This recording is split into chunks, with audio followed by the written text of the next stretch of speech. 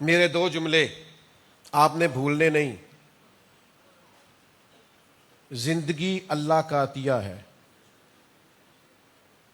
اسے رب کا تحفہ سمجھ کے گزارنا ہے، ضائع نہیں کرنا.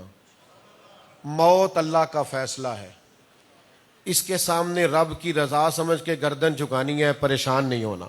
حالات میں گھرو گے، پریشانیاں آئیں گی، مسائل بڑھیں گے، مشکلات آئیں گی، دکھ آئیں گے. دکھ بڑے مزیدار ہوتے ہیں، یہ بندے کو جینا سکھاتے ہیں. سارے ہاتھ پکڑنا چھوڑ دیں تو پھر ہی تو سنبھلنا آتا ہے، اور کوئی بندہ مخالفت کرے تو پھر ہی تو سمجھ آتی ہے کہ اڑنا کیسے. یاد رکھنا مشکلات آئیں گی.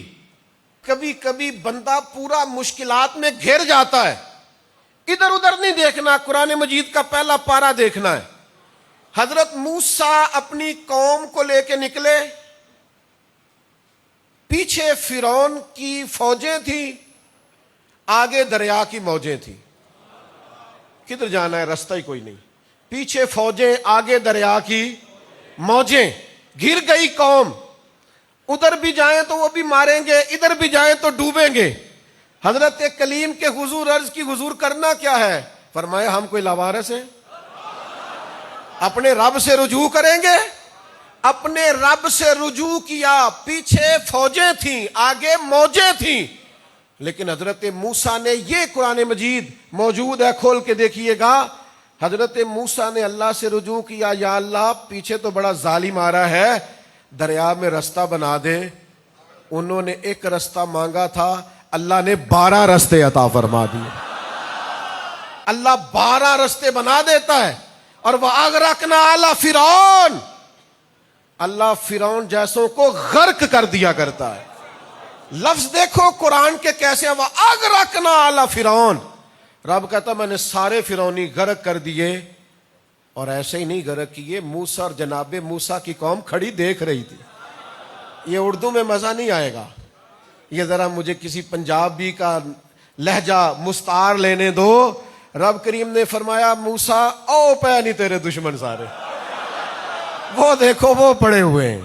اگر کبھی موجوں اور فوجوں کا مقابلہ ہو جائے تو توجہ رب رسول کی طرف کرنا، پھر دیکھنا کیسے 12 رستے بنتے. وَمَن يَتَّقِ اللَّهَ يَجْعَل لَّهُ مَخْرَجًا، اللہ کہتا ہے تو مجھ سے ڈرے گا، میں مشکل سے نکلنے کا رستہ بناؤں گا.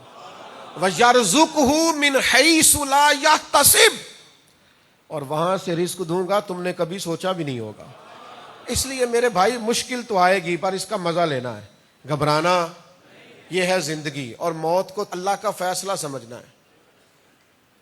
کبھی کبھی نا پڑھتے ہیں نا صحابہ کو، بزرگوں کو، تو موت میں بھی مزہ آنے لگتا ہے، موت کا بھی مزہ ہے.